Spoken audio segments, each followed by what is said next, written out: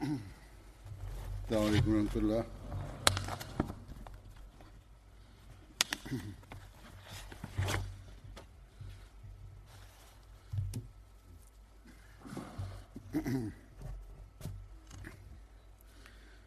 أشهد أن لا إله إلا الله وحده لا شريك له وأشهد أن محمدا عبده ورسوله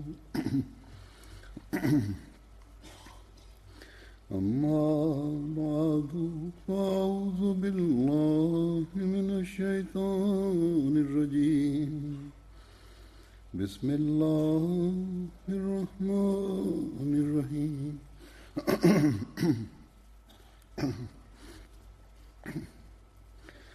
الحمد لله رب العالمين الرحمن الرحيم مالك يوم الدين إياك نعبد وإياك نستعين اهدنا الصراط المستقيم صراط الذين أنعمت عليهم غير المغضوب عليهم ولا الضالين.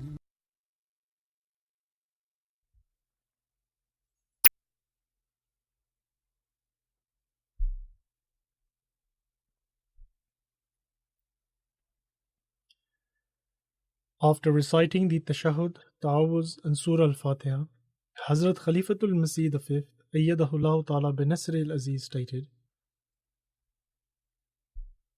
that today I will resume the series of the accounts of the lives of the Badri companions of the Holy Prophet, peace be upon him, that is, the companions who took part in the Battle of Badr. And due to the recent tour of various jalsas, i.e. annual conventions, there came a break between the series. And the last sermon that I delivered on the accounts of the lives of the companions was on the 20th of September.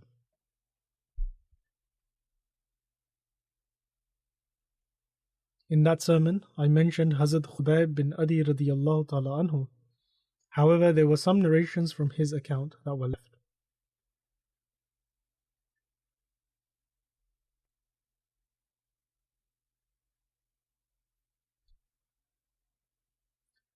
It was mentioned in that sermon that at the time of his martyrdom, Hazrat Khubayb bin Adi radiyallahu ta'ala anhu requested Allah the Almighty to convey his salam, i.e. his greetings of peace, to the Holy Prophet, peace be upon him. In any case, these people were of a very lofty status and had attained the nearness of Allah the Almighty. And from this incident we also learn how Allah the Almighty treated them, because when he requested Allah the Almighty to convey his salam to the Holy Prophet, peace be upon him, as there was no one else to do so, then Allah the Almighty did indeed convey his salam to the Holy Prophet, peace be upon him. And the Holy Prophet, peace be upon him, at the time was sitting with his companions and replied with wa alaykum as-salam and informed the companions about his martyrdom.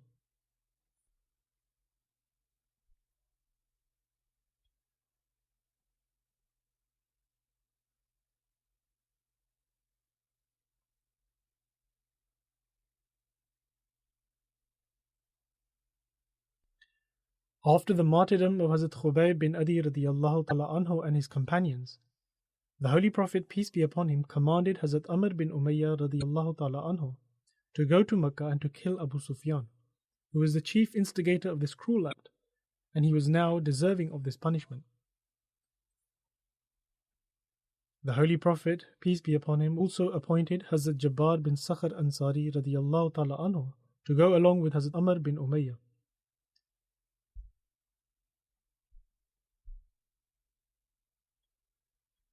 Both of these companions tied the camels in a pass in the valley of Yajid, which is situated 8 miles from Mecca, and then entered Mecca during the night. Hazrat Jabbar radiyallahu ta'ala anhu expressed his desire to Hazrat Amr radiyallahu ta'ala anhu that if they could have the opportunity to perform the tawaf, and perform circuits of the Kaaba and offer 2 rakats of prayer at the Kaaba. Hazrat Amr radiyallahu ta'ala anhu replied that it was a custom of the people of Quraysh that after finishing the evening meal, they would sit in their courtyards at night, and therefore he feared lest they got caught. Hazrat Jabbar radiyallahu ta'ala anhu replied that inshallah, God willing, that will not happen. And so Hazrat Amr radiyallahu ta'ala anhu states that we then performed the tawaf and offered the 2 rakats of prayer, and thereafter we went forth in search of Abu Sufyan. Hazrat Amr bin Umayyah radiyallahu ta'ala anhu further narrates that by Allah, we were walking when a Meccan saw me and recognized me and said that this is Amr bin Umayyah, surely he must have come with some evil intent. Upon this, I told my companion to take caution and that we should leave from here at once. And so we quickly came out of there and climbed a mountain. The people also followed us. However, when we reached the peak of that mountain, they gave up and returned.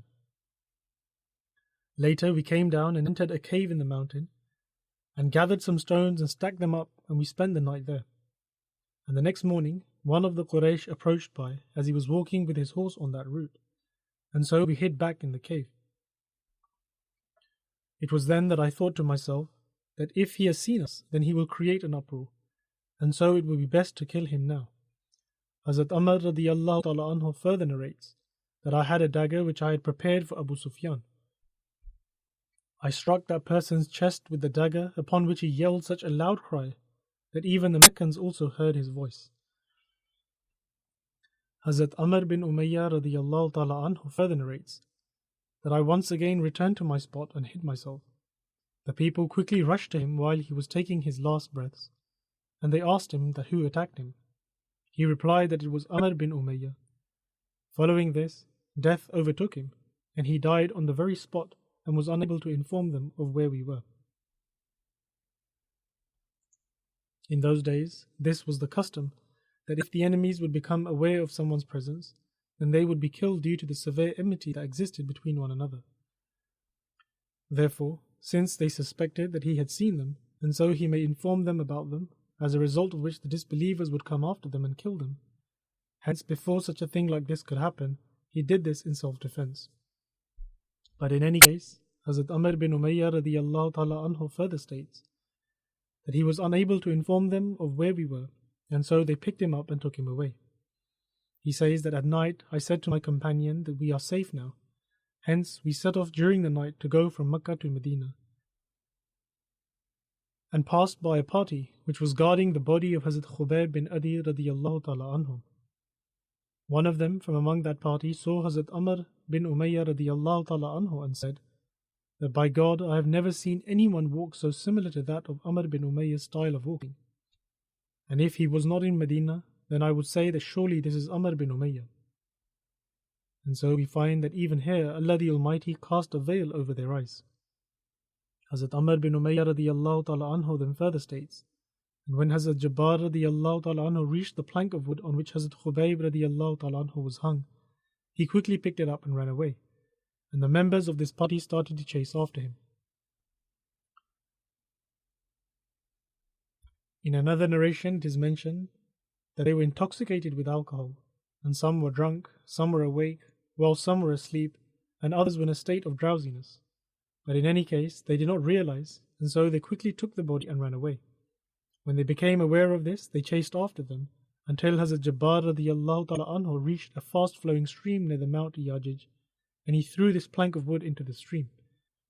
These group of men pursuing them also arrived there. However, Allah the Almighty had caused this plank of wood to remain hidden from the sight of the disbelievers, and they were unable to find it.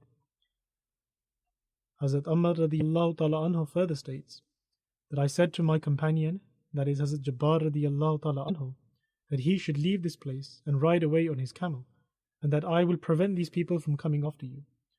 Hazrat Amr radiyallahu ta'ala anhu says that I then started walking until I reached the Mount Yajnan, which is situated at a distance of 25 miles from Mecca. I took shelter in a cave, and I left the cave until I reached the area of Arj, which is at a distance of 78 miles from Medina. He then says that I then continued to walk until I reached the area of Naqi, which is at a distance of approximately 60 miles from Medina. And there I saw 2 men from among the idolaters of Quraysh, who were sent to Medina as spies by the Quraysh. I said to them that they should lay down their arms, as it had now become evident that they had come to spy. However, they did not agree, and subsequently a fight broke out. Hazrat Amr bin Umayyah relates that I struck one with an arrow and killed him, and imprisoned the other, and shackled him and brought him back with me to Medina. According to another narration, Hazrat Amr bin Umayyah Zamri radiyallahu ta'ala anhu relates that the Holy Prophet, peace be upon him, sent him alone as an emissary in order to take Hazrat Khubayb radiyallahu ta'ala anhu down from the plank of wood.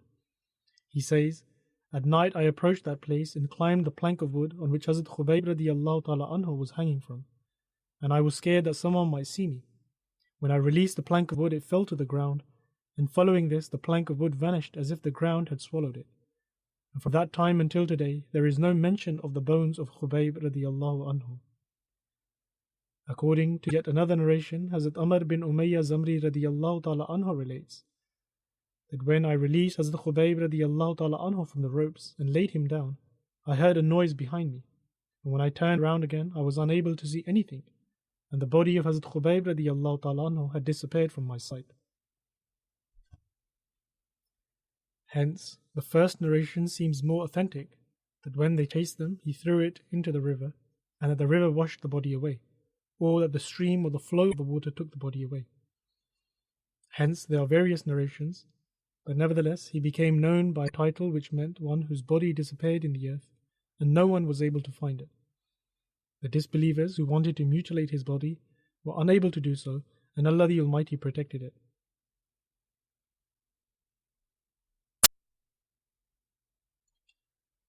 There is a narration in regards to the incident of the imprisonment of Hazrat Khubayb radiyallahu ta'ala anhu, which is as follows. Muawiyah, who was the freed slave of Hujayr bin Abu Ihab in Makkah, and Khubayb radiyallahu ta'ala anhu was imprisoned at her house, so that he may be killed as soon as the sacred months have passed. Muawiyah accepted Islam later on, and proved to be a good Muslim. She states that, "By God, I have not seen anyone better than Hazrat Khubayb radiyallahu ta'ala anhu." She says that I used to observe him from the door, and he was shackled in chains, and according to my knowledge there was not even a seed of grape to eat on the face of the earth. In other words, there was no grapes in that area. And yet Hazrat Khubayb radiyallahu ta'ala anhu used to have a bunch of grapes in his hand that was the size of a person's head, i.e. it was a large bunch of grapes. And she says that this indeed was nothing but the provisions granted to him by Allah the Almighty. She further states that Hazrat Khubayb radiyallahu ta'ala anhu would recite the Holy Quran during the Tahajjud prayer, and women would cry upon hearing it and feel sympathetic towards Hazrat Khubayb radiyallahu ta'ala anhu. She says that once I asked Hazrat Khubayb radiyallahu ta'ala anhu that, "O Khubayb, do you have any need?" Upon this he replied that I do not. Indeed, there is one thing, and that is that please give me cold water to drink, and do not give me any meat that has been slaughtered in the name of idols. That is, do not give him any food that has been slaughtered in the name of their idols. Thirdly, inform me when they decide when it is that they wish to kill me. Muawiyah states that following this, once the sacred months had passed, and once people had agreed on the killing of Hazrat Khubayb radiyallahu ta'ala anhu, I went to him and informed him of this. And by God, he did not care the least about being killed. He said to me that send a razor to me so that I can make myself presentable. She then states that I sent this razor in the hands of my son Abu Hussein. It is stated that this was not her real son or biological son, but rather she had only brought him up. And so she further states that when my son left, a thought suddenly came to me that by God, Khubayb has found his opportunity to exact revenge. My son is now with him, the razor is in his hands, and he will take his revenge. What have I done by sending the razor with it? Khubayb will kill this child with a razor and say that life in exchange for life. The more common narration in relation to this incident states that the child was playing and found his way to him, and that Khubayb radiyallahu ta'ala anhu had a razor in his hand at the time.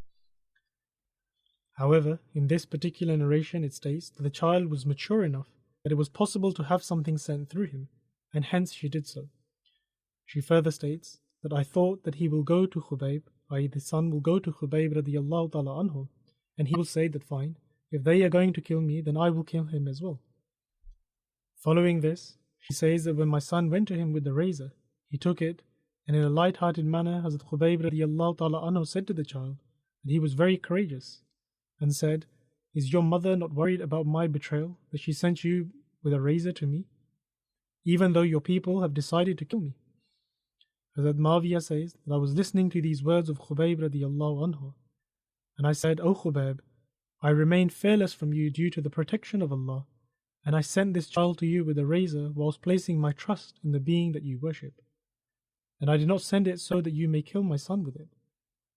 Hazrat Khubayb radiallahu ta'ala anhu replied that I am not like this and would not kill him. We do not consider betrayal lawful in our religion.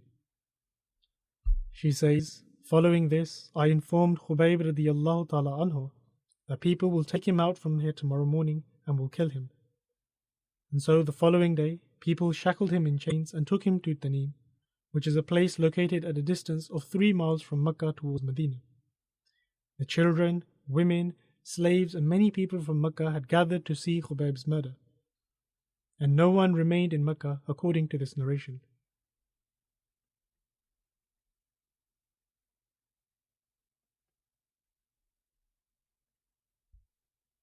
She further states that some people were there to seek revenge for their elders who were killed in the battle, and others who were there not to seek revenge, instead were enemies of Islam and wished to watch his execution and take joy from it.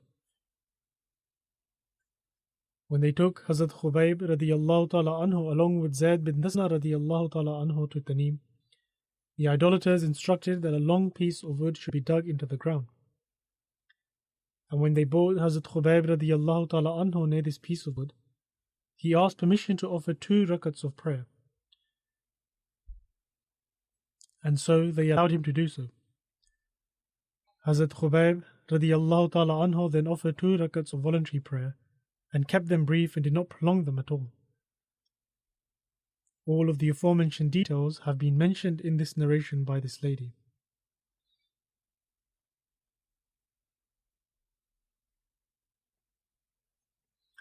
According to the narration that has just been presented with reference to Ibn Sa'd, Mawiyah was a freed slave of Hujair bin Ihab, in whose house Hazrat Khubayb radiallahu ta'ala anhu was held as a prisoner. And according to Allama ibn Abdul Barr, Hazrat Khubayb radiallahu ta'ala anhu was imprisoned in the house of Uqba, and Uqba's wife was providing food for him during this time, and she would open Hazrat Khubayb radiallahu ta'ala anhu from his shackles when it was time to eat. Allama ibn Asir Jazwi writes that Hazrat Khubayb radiallahu ta'ala anhu was first among the companions who was crucified for the sake of Allah the Almighty. That is, he was tied to a piece of wood that was dug into the ground, and he was subsequently martyred. Hazrat Muslim Maud radiallahu ta'ala anhu has written about this incident of Hazrat Khubayb radiallahu ta'ala anhu's martyrdom. He states that Abu Sufyan, the chief of Mecca, was also among those who came to witness the killing. He stepped forward and addressed Zayd radiallahu ta'ala anhu, saying that, "Do you not prefer that instead of you, Muhammad sallallahu alaihi wasallam was here, and you comfortably remain in your home?" Zayd radiallahu ta'ala anhu furiously responded, "Abu Sufyan, what are you saying? By God, I would rather die if even a thorn were to harm the foot of the Holy Prophet sallallahu alaihi wasallam on the streets of Medina." Upon hearing this, Abu Sufyan was greatly astounded by this response of great devotion, and looked upon Zayd radiallahu ta'ala anhu in utter astonishment, and murmured under his breath that God is witness that no one loves any human being as much as the companions of Muhammad sallallahu alaihi wasallam love him.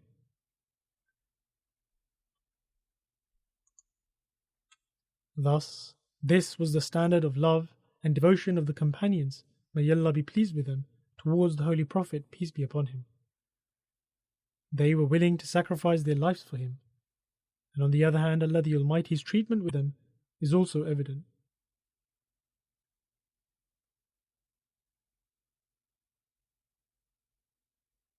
At the time of his martyrdom, his last words were that, "When I am being martyred in the cause of Islam as a Muslim, I care not as to which flank I fall upon after being martyred. All of this is for the sake of Allah the Almighty." Therefore, Such were his standards of love and devotion. Before he was martyred, his only desire which he expressed was to offer nafil prayers before his Lord. And he also desired that his greetings of peace, i.e. salam, to be conveyed to the Holy Prophet, peace be upon him. And subsequently God Almighty fulfilled that desire as well. He loved the Holy Prophet ﷺ so much that it was unbearable for him to even imagine that his life was spared in return for a thorn harming the feet of the Holy Prophet, peace be upon him. He cared immensely for the slightest affliction upon the Holy Prophet, peace be upon him, and was never concerned about his own life. It was for this very reason that these people were able to attain the pleasure and acceptance of Allah the Almighty.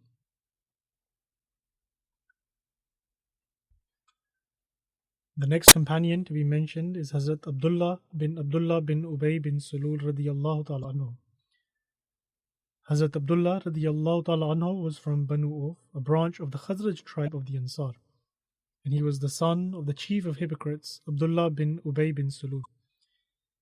Hazrat Abdullah radiyallahu ta'ala anhu was a very sincere, loyal and devoted companion of the Holy Prophet, peace be upon him. His mother's name was Khawla bint Munzir. During the days of ignorance, i.e. prior to the advent of Islam, his name was Khubab. However, the Holy Prophet, peace be upon him, changed his name to Abdullah and stated that Khubab is Satan's name.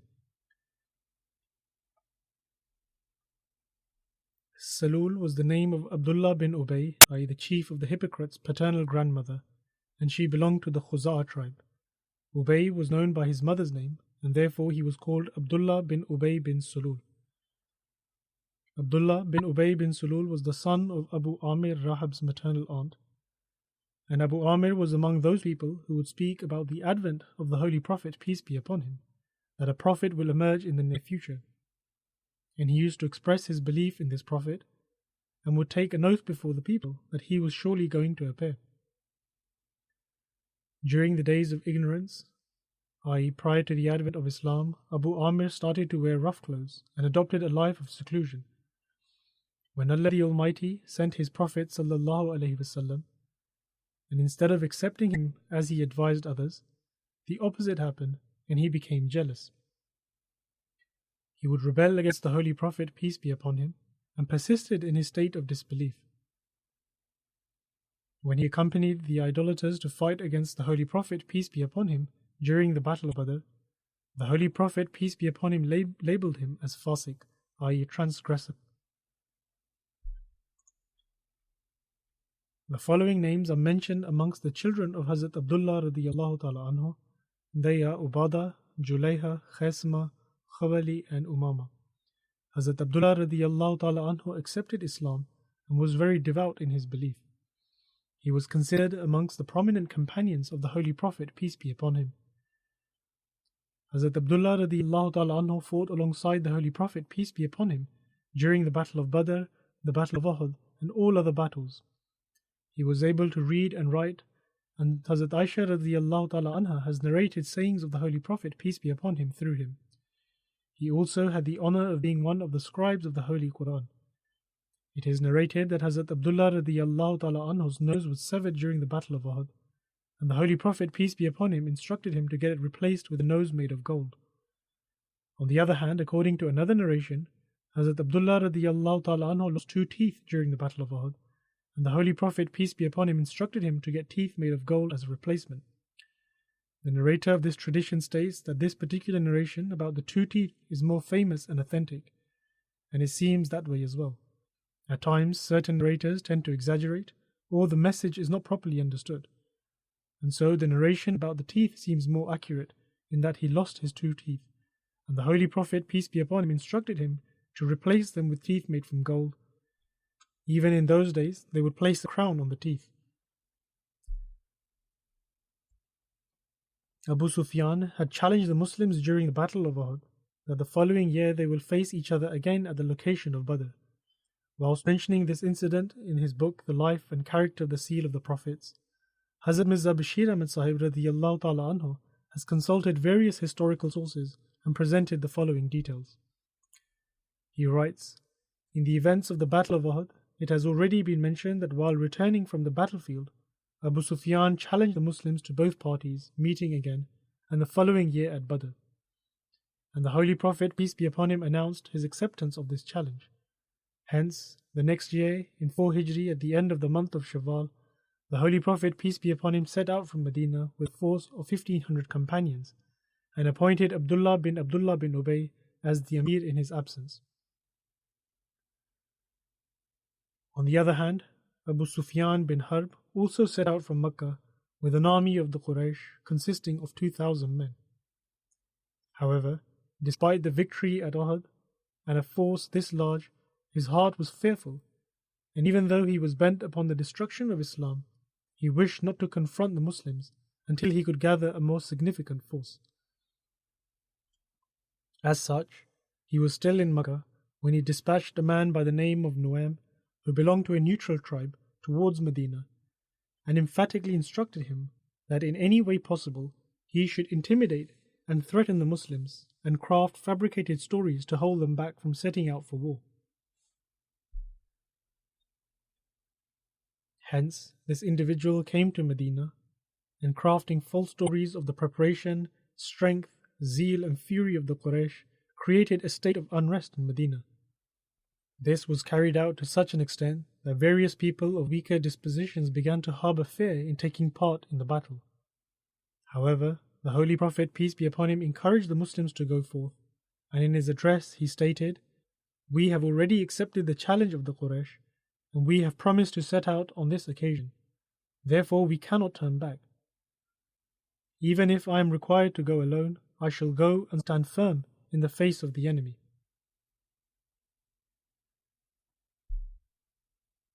As a result, the fear of the people was dispelled, and they became prepared to set out in the company of the Holy Prophet, peace be upon him, with great zeal and sincerity. In any case, the Holy Prophet, peace be upon him, set out from Medina with 1,500 companions, and on the opposing end, Abu Sufyan set out from Mecca with his 2,000 warriors.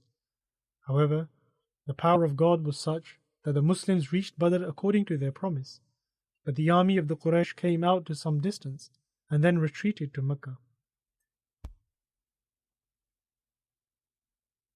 The account is that when Abu Sufyan learnt of the failure of Nu'aym, he became fearful in his heart, and having travelled some distance, he retreated with his army, and admonished them that this year the famine is very severe, and people are facing financial difficulty. Therefore it is not wise to fight at this time, and we shall attack Medina with greater preparation when a time of affluence is at hand.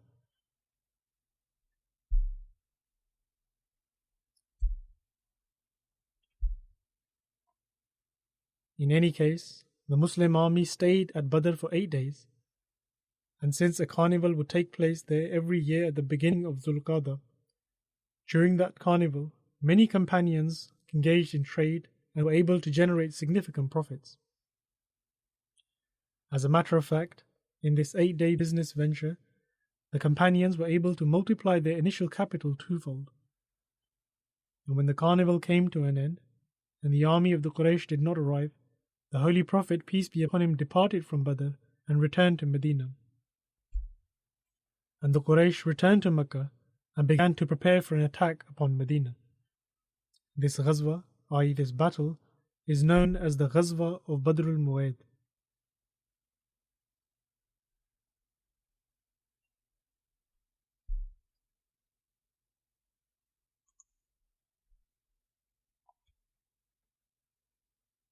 Hazrat Abdullah radiyallahu ta'ala anhu was martyred in 12 Hijri in the Battle of Yamama during the era of Hazrat Abu Bakr radiyallahu ta'ala anhu.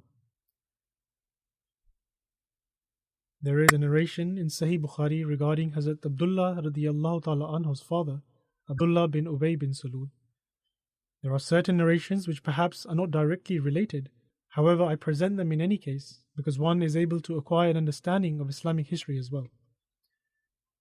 Hazrat Usama bin Zayd radiyallahu ta'ala anhu relates that the Holy Prophet, peace be upon him, was once riding on a donkey on which a sheet of cloth made from fadak was placed upon it.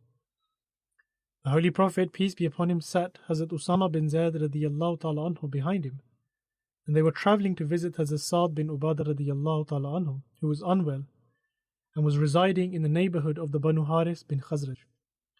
This incident took place prior to the Battle of Badr. Hazrat Usama bin Zaid radiyallahu ta'ala anhu relates that whilst travelling they went past a gathering in which Abdullah bin Ubay bin Salul was also sat. At the time he had not become a Muslim, or rather he had not yet accepted Islam to conceal his hypocrisy. The gathering consisted of a mix of individuals. There were some mushrikeen, i.e. idolaters, Jews and Muslims who were all sat in this gathering, and Hazrat Abdullah bin Rawaha radiyallahu ta'ala anhu was also among them. When the dust risen from the animal fell on the gathering, Abdullah bin Ubay bin Salul covered his nose and said, perhaps addressing the Holy Prophet, peace be upon him, that do not cast dust upon us. The Holy Prophet, peace be upon him, offered greetings of salam, i.e. peace, and got off the animal. The Holy Prophet, peace be upon him, then invited him towards Allah the Almighty and recited the Holy Quran. Abdullah bin Ubay bin Salul replied, there is nothing better than what you say. Or perhaps he said, is there nothing better you can say? The meaning, of course, depends how it was translated from the original text. Therefore, the original source needs to be consulted in order to determine exactly what he said. But in any case, he stated that there is nothing better than what you say. However, do not come to our gathering and disrupt it. Rather, go back where you came from and inform those who come to you. Upon hearing this, Hazrat Abdullah bin Rawaha stated that, O Prophet of Allah sallallahu alaihi wasallam, you should come to our gatherings and recite this to us, as we greatly enjoy this. Consequently, the Muslims, the idolaters and Jews began to quarrel with one another, and were almost about to attack one another. However, the Holy Prophet, peace be upon him, continued to calm them down and advise them. Eventually they stopped, and the Holy Prophet, peace be upon him, mounted his animal and set off, and reached Hazrat Sa'd bin Ubadah radiyallahu ta'ala anhu. Upon reaching, the Holy Prophet, peace be upon him, asked Hazrat Sa'd bin Ubadah radiyallahu ta'ala anhu that, O Sa'd, have you heard what Abu Hubab said to me today? The Holy Prophet, peace be upon him, was referring to Abdullah bin Ubay. The Holy Prophet, peace be upon him, then related to him the entire incident. Hazrat Sa'd bin Ubadah radiyallahu ta'ala anhu replied that, O Prophet of Allah sallallahu alaihi wasallam, forgive him and overlook this act of his. For I swear by him who has revealed this book to you, that Allah the Almighty has now established the truth here, which He has bestowed upon you. The people here had already decided to appoint him, i.e. Abdullah bin Ubay, as their leader, and to place the turban upon his head representing the crown for leadership. However, when Allah the Almighty did not allow this to happen, owing to the truth which God Almighty has revealed to you, He began to burn in His fire of jealousy. And so this is the reason why He uttered this. Upon hearing this, the Holy Prophet, peace be upon him, forgave him. The Holy Prophet, peace be upon him, and his companions, may Allah be pleased with them, would forgive the idolaters and the people of the book as commanded by God Almighty, and would demonstrate patience when they would cause them afflictions. Allah the Almighty states, وَلَتَسْمَعُنَّ مِنَ الَّذِينَ أُوتُوا الْكِتَابَ مِنْ قَبْلِكُمْ وَمِنَ الَّذِينَ أَشْرَكُوا أَذًى كَثِيرًا. That is, and you shall surely hear many hurtful things from those who were given the book before you, and from those who set up equals to God.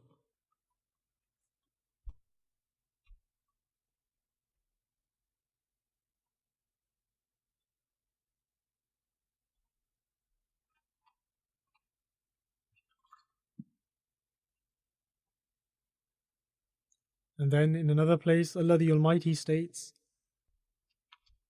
وَدَّ كَثِيرٌ مِّنْ أَهْلِ الْكِتَابِ لَوْ يَرُدُّونَكُمْ مِنْ بَعْدِ إِيمَانِكُمْ كُفَّارًا حَسَدًا مِّنْ عِنْدِ أَنفُسِهِمْ.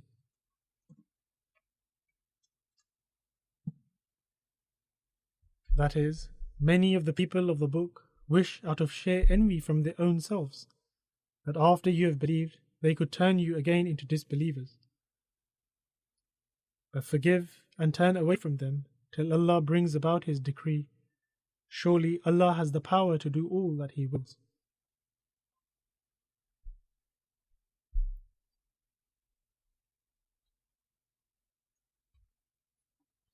Indeed, the Holy Prophet, peace be upon him, would deem forgiveness as the most appropriate recourse, just as God Almighty had commanded him to do so.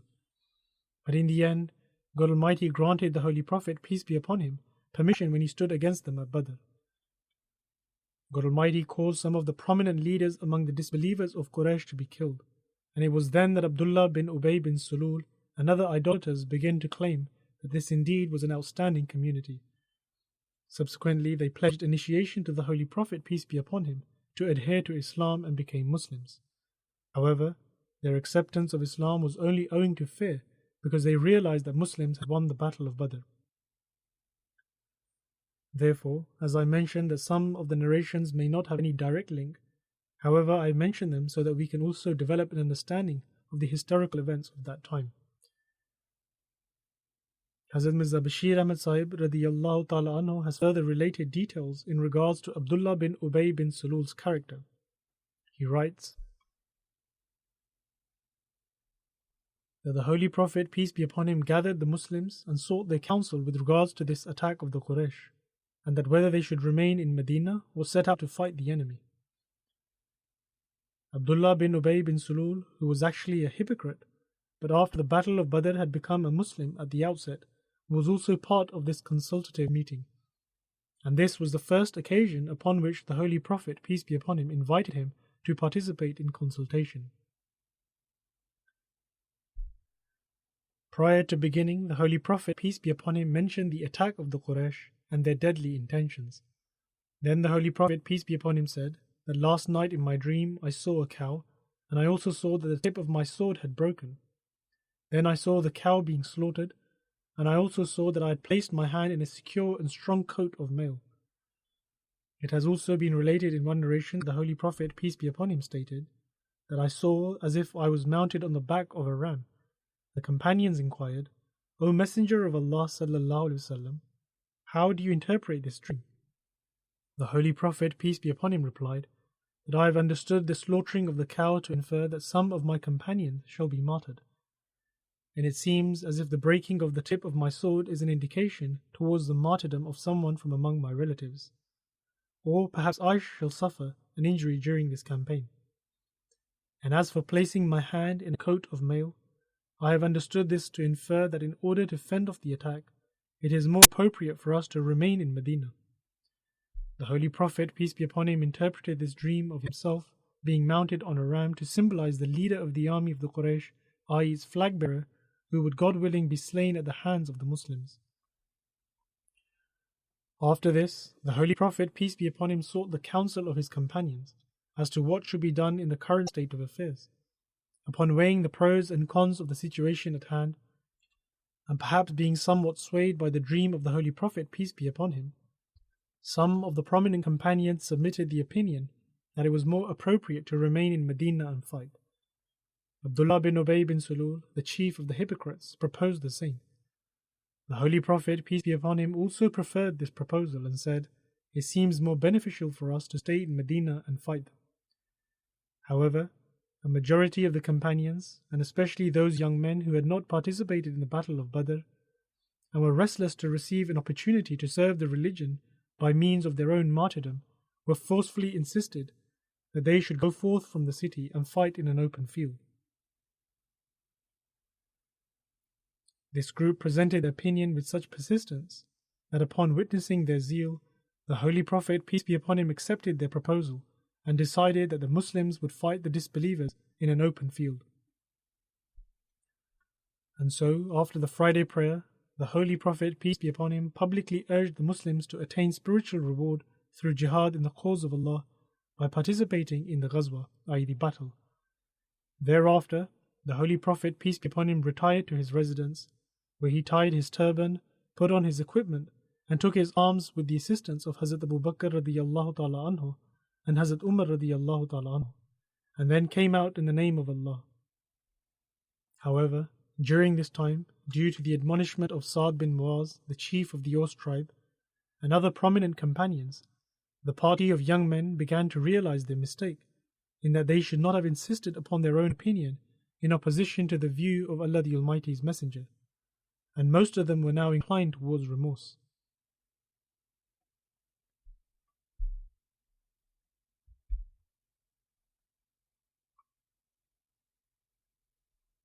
And so, when these people saw that the Holy Prophet, peace be upon him, coming with his arms, clad in double the armor, and his helmet, etc., their regret grew even more. And so, they almost unanimously submitted that, O Messenger of Allah, sallallahu alaihi wasallam, we have committed a mistake in insisting upon our own view over your own. They said that you should employ whatever strategy you deem most appropriate, and inshallah, God willing, it shall be most blessed. However, the Holy Prophet, peace be upon him, replied in great passion that it does not befit a Prophet of God to put on his arms and then lay them down before God issues forth a verdict. He stated that it does not befit a Prophet of God to put on his arms and then lay them down before Allah the Almighty issues forth a verdict.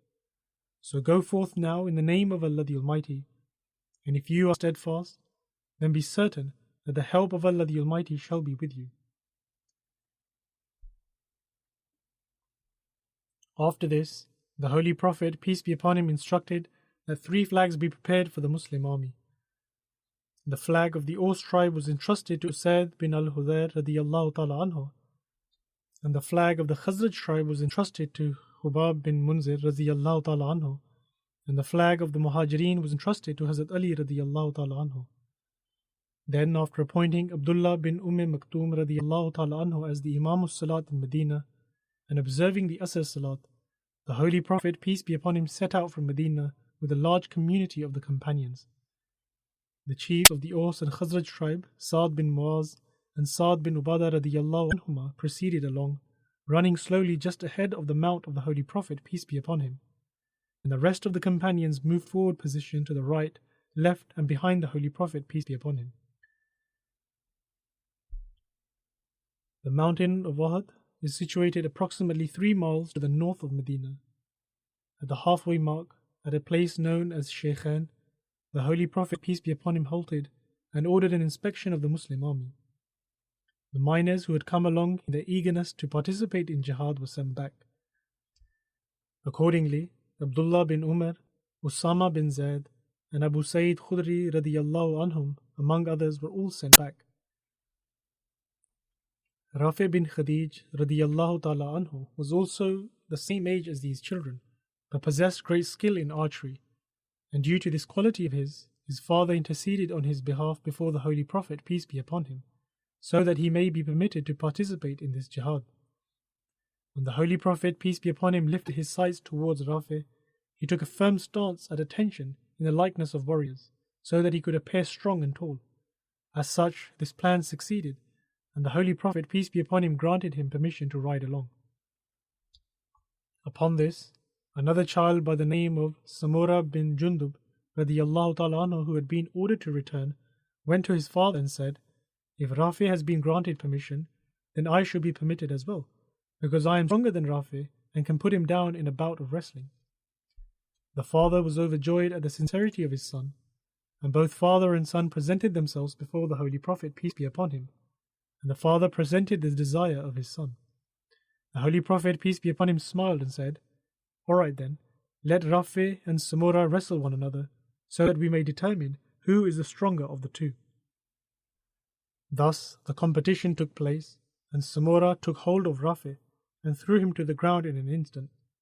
The Holy Prophet, peace be upon him, granted Samura permission to come along as well, and this innocent child was delighted. Now that evening had arrived, Bilal radiyallahu ta'ala anhu called the azan, and all of the companions offered their salat behind the Holy Prophet, peace be upon him. Then the Muslims set up camp for the night at this very place, and the Holy Prophet, peace be upon him, appointed Muhammad bin Maslama to arrange security for the night. Alongside a group of 50 companions, he circled the Muslim army and stood guard all night long. The following day, on the 15th of Shawwal 3 Hijri, or the 31st March 624 AD on Saturday, before dawn, the Muslim army marched forward and, offering their salat en route, reached the foot of Mount Uhud at the start of the morning. It was on this occasion that the evil Abdullah bin Ubay bin Salul, chief of the hypocrites, betrayed the Muslims, and separating himself along with 300 followers, returned to Medina, saying that Muhammad ﷺ did not pay heed to my advice, and being swayed by inexperienced youngsters, he has come out of Medina. Hence, I cannot remain with him and fight. Some people admonished him of their own accord, saying that such betrayal was uncalled for, but he would not have it, and continued to say that if this was a battle, I too would have taken part. But this is not a battle, it is suicide. Now all that remained of the Muslim army was 700 souls, which was even less than a quarter of the 3,000 warriors of the Quraysh. In any case, the battle commenced, and there are various incidents and accounts in relation to this which I shall relate in the next sermon, inshallah, God willing.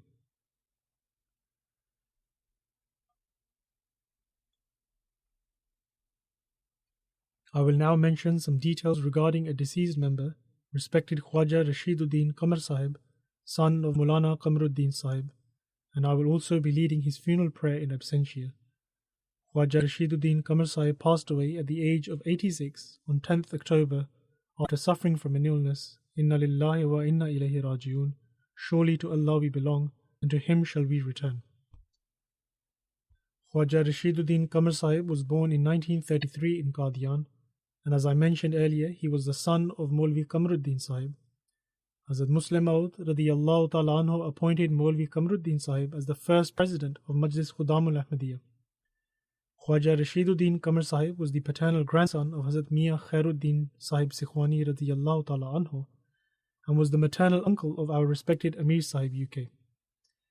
In regards to Hazrat Mian Khairuddin Sahib Sikhwani radiyallahu ta'ala anhu and his two brothers, the promised Messiah alayhi salatu wassalam has written in Anjam-e-Atam that I am amazed at the love and sincerity shown by our Jamaat. Even persons with meagre income like Mian Jamaluddin, Khairuddin and Imamuddin of Kashmir, who live near our village, even these three brothers of meagre means who work as labourers and perhaps earn 12 or 16 pennies a day, take part in monthly donations with great passion. The promised Messiah alayhi salam once made an appeal for Chanda, and all three brothers contributed.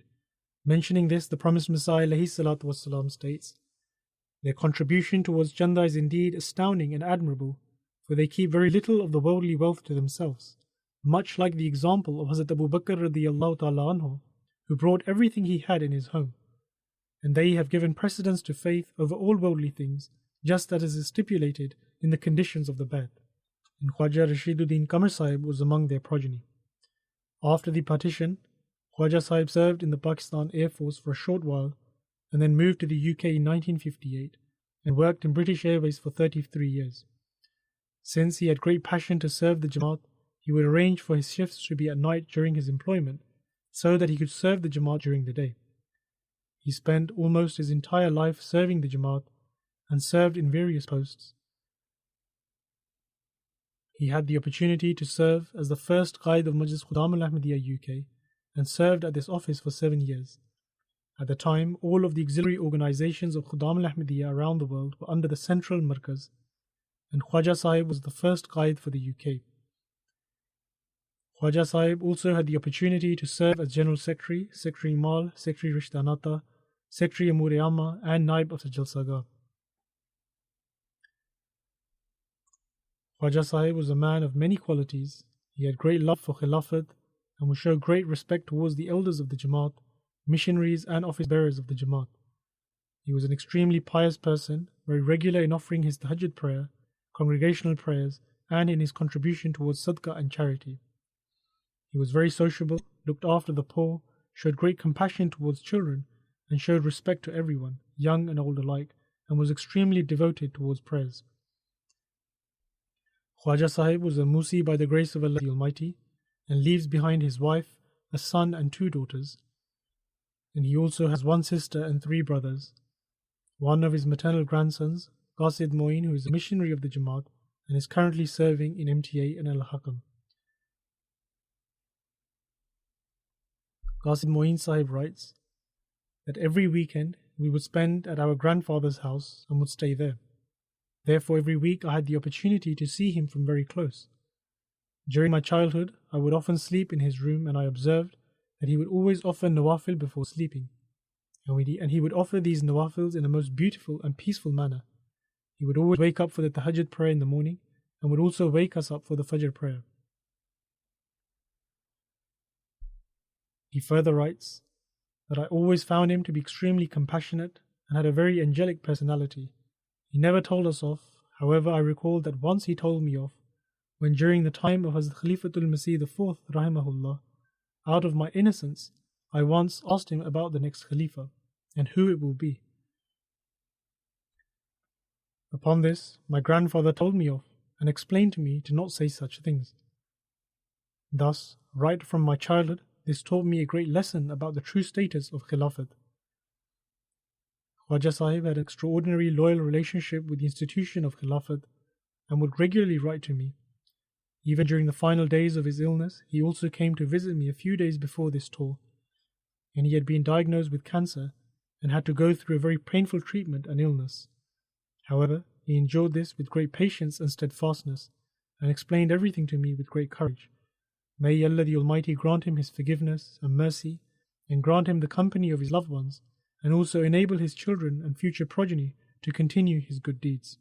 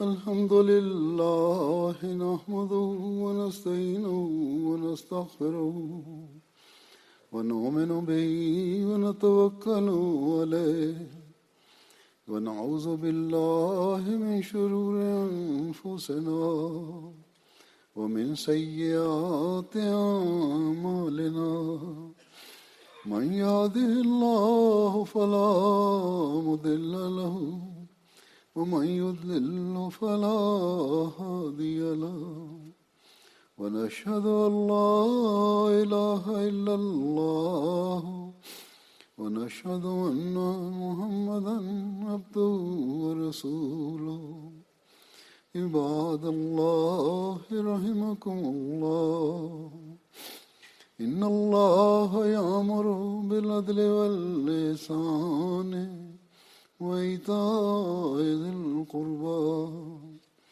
وينهى عن الفحشاء والمنكر والبغي يعظكم لعلكم تذكرون اذكروا الله يذكركم وادعوه يستجب لكم ولذكر الله أكبر